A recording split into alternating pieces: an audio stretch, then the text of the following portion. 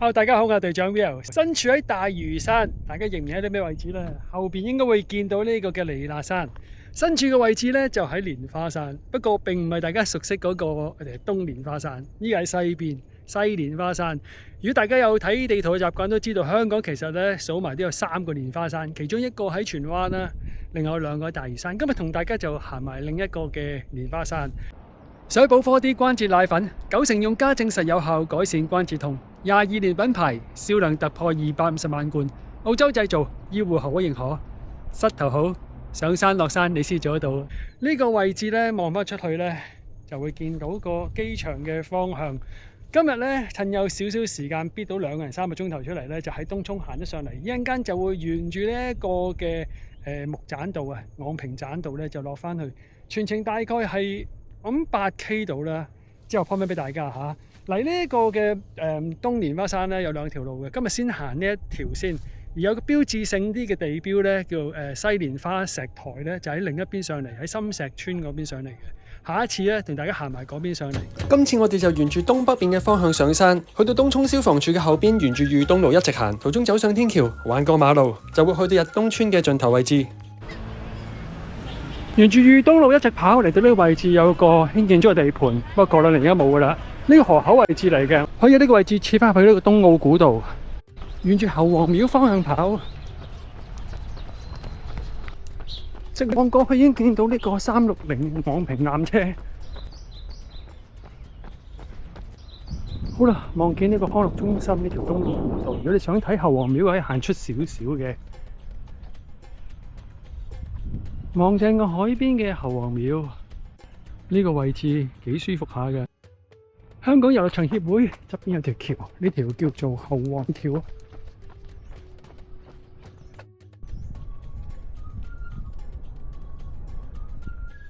一路沿住東澳古道嚟到呢個位置，仲要分車路口啊！一陣我哋會喺度落嚟嘅。呢條就係呢一個嘅昂坪嘅棧道，即係條木棧道救援徑嘅位置。睇翻官方資料，呢條全長約5.3公里嘅昂坪棧道，原來最初係由6隻由加拿大嚟嘅女仔幫手起嘅。我哋就唔會喺呢度上山啦，呢個位置留翻落山用啦。我哋跑咗大概1.3公里度啦，喺個散石村嗰邊上山。望見呢啲3號標柱呢，後邊其實已經有路可以上山噶啦。急不及待呢，呢度應該上得到去嘅。不過我哋就行條好啲嘅路，我哋要沿住離山石間嗰度上山。好啦，行啦，跑下嚟到汕頭村嘅位置啦。呢度嘅閘口啊，我哋村嗰啲閘口一直入沿住大澳個方向行。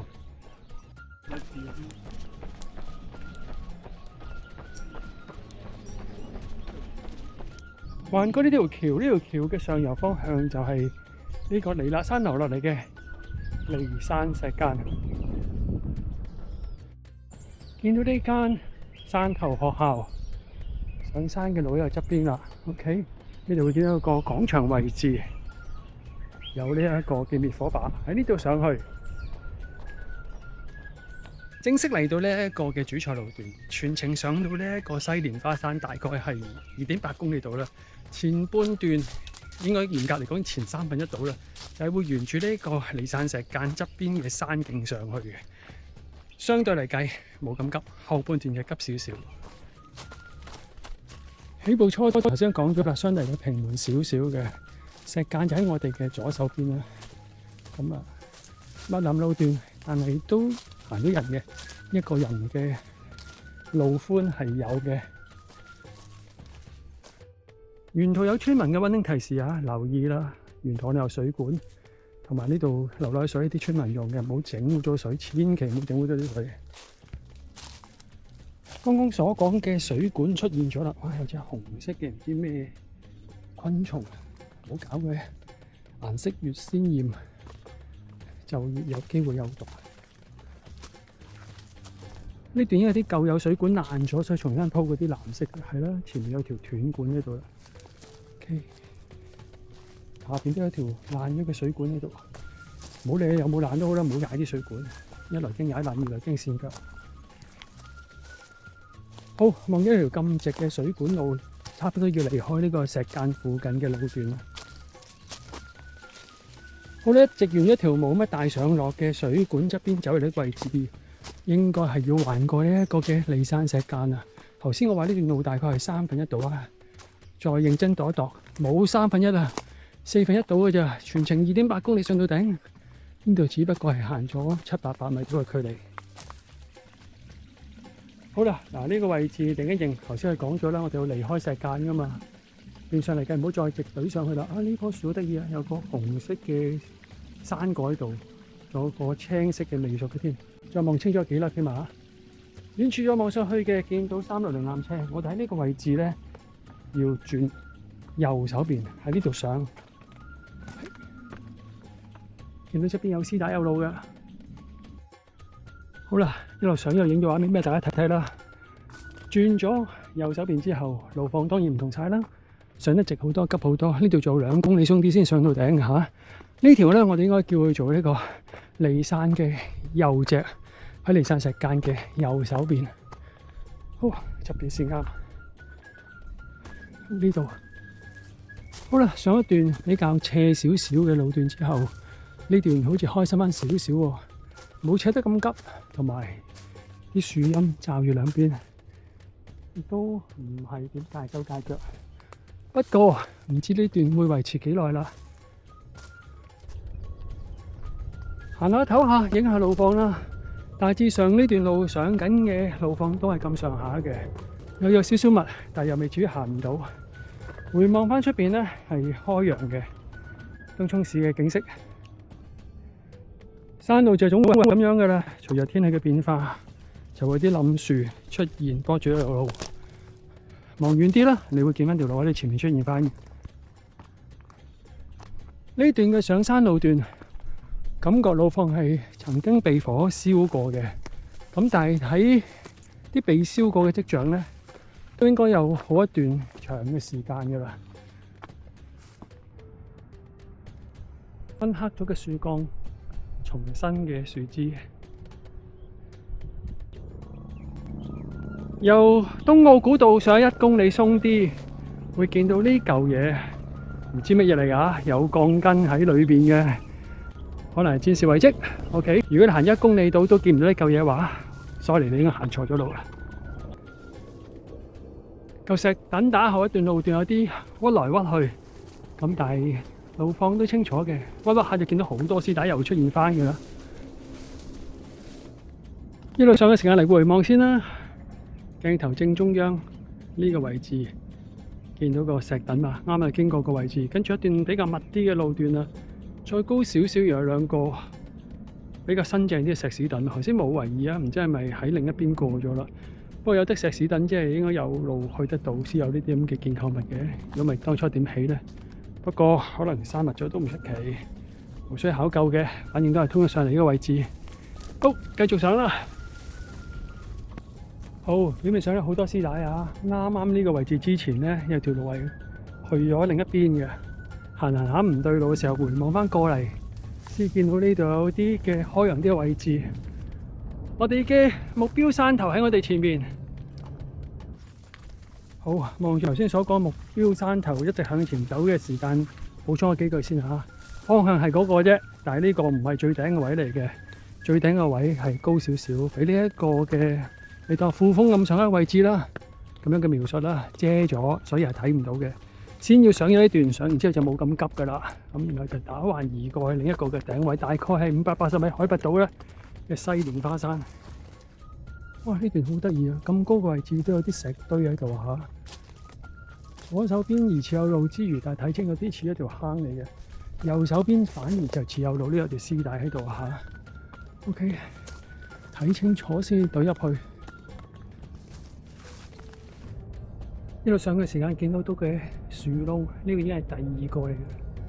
呢啲應該係啲動物嘅棲息之地。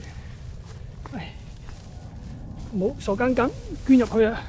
因為隻動物走出嚟嚇一嚇就無謂啦。不過呢頭有啲咩動物咧？突然一下子我醒唔起喎。呢段大概係距離西蓮花山個頂仲有1.2公里度嘅路段啦。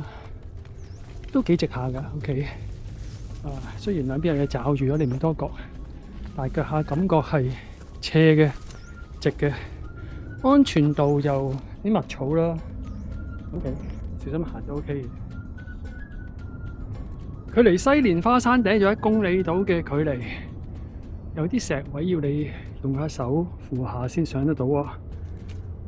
唔知有幾遠距離啦，但係呢一段起碼眼見到係咁樣，又唔係上唔到嘅，小心啲，屈手助下力咁就 OK 噶啦。基本上你馬步夠穩咁計咧，都唔使落手都 OK 嘅。好，上咗最大嗰2嚿啦。嚟個回望鏡頭先，呢一段就係啱啱上嚟嗰段啦。前面仲有啲㗎。好啦，上嚟大概400米度啦，應該未夠嘅，未夠400米海拔嘅位置。我哋一直要沿住左手邊掃過去。嗱，正中央嘅彌勒山啦，我哋唔使上彌勒山嘅今日。嚟個回望先，好開揚喺呢個位。呢個開揚嘅位置行前少少有一個石台位俾你睇風景，不過你唔死都好，都唔好企太出。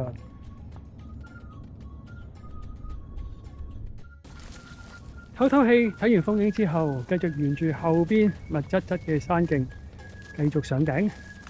平緩嘅呢段暫時嚟計都係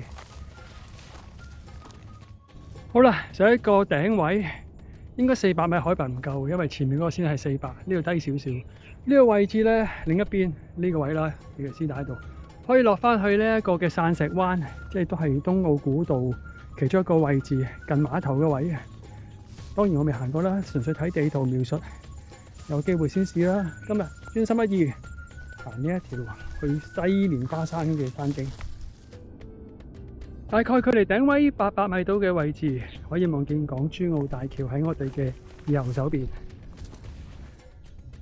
好啦，落到嚟400米嘅頂位同埋蓮花山嗰個頂位之間嘅個拗位，我回望先啦。嗱，呢位窩咗落去嘅。準備上呢個西蓮花山580幾海拔嘅頂位，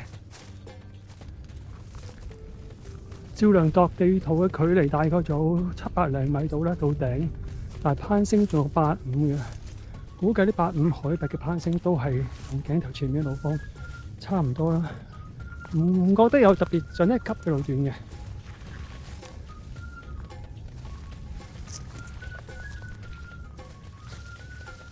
繼續都係密質質，未到㗎。量度翻個地圖距離都仲有500米到嘅距離先至到啊！咁啊，都係頭先一樣啦，唔算上得好急好斜，但係啲草好密。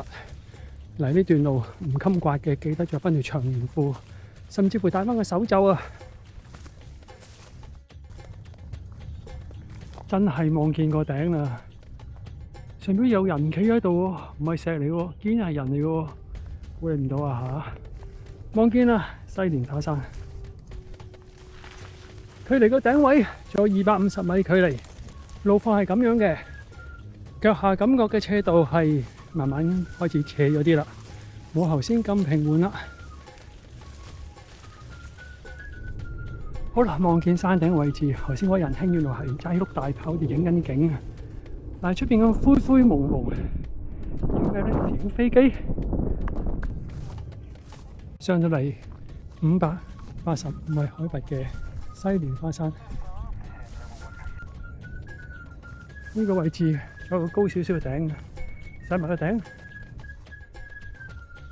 度行嘅時間11點鐘方向，望見係彌勒山，可以沿住呢度直出翻去纜車站嗰度，跟住沿住頭先講過嘅昂坪棧道、木棧道落翻山，但我哋依家要上埋呢個頂，喺右手邊有個位置上呢個西蓮花山頂，梗係要過埋去啦！咁辛苦上到嚟。位於鳳凰山西北面嘅西蓮花山，高585米海拔，喺地政處嘅地圖上面係唔會見到有顯示住蓮花山呢個名嘅。但係比較資深啲嘅行山朋友就一定知道大嶼山係有2座蓮花山，一座喺東邊，一座喺西邊。網上揾到啲資料，形容呢個西蓮花山係鳳凰山嘅副峰，我就唔係好認同啦。如果話呢個係鳳凰山嘅副峰，倒不如話佢係彌勒山嘅副峰啦。因為喺呢個西蓮花山望翻過去鳳凰山嘅方向，正正就俾座彌勒山遮住咗。而呢座西蓮花山，如果喺纜車站嗰邊嘅方向行過嚟，其實都唔算太難嘅。如果依家就沿住纜車轉向站嘅方向落山啦。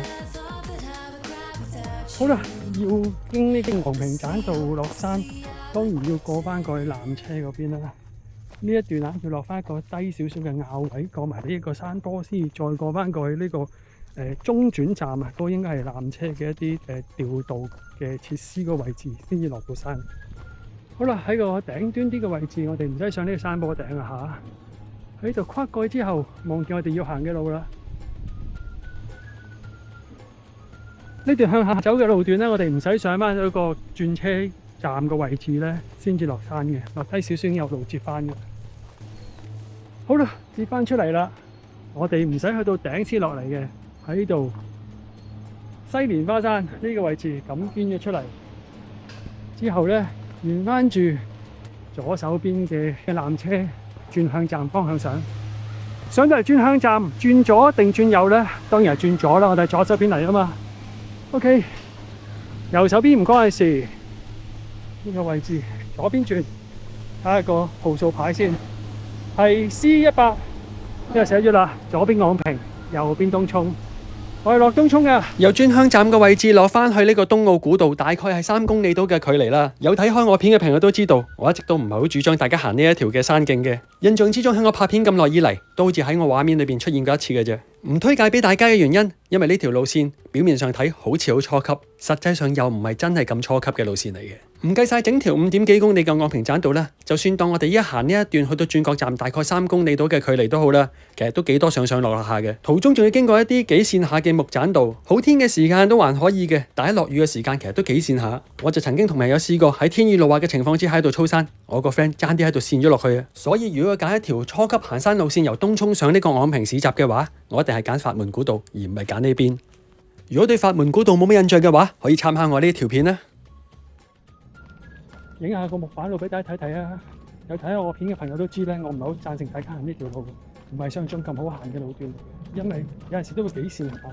途中仲有幾段幾直幾斜下嘅樓梯級添嘅，前面就遇到2個睇片嘅朋友啦。當我以為熄咗機嘅時間，原來部機仲開住咗喎。呢個唔覺意嘅自製偷拍鏡頭都幾得意下，share埋俾大家啦。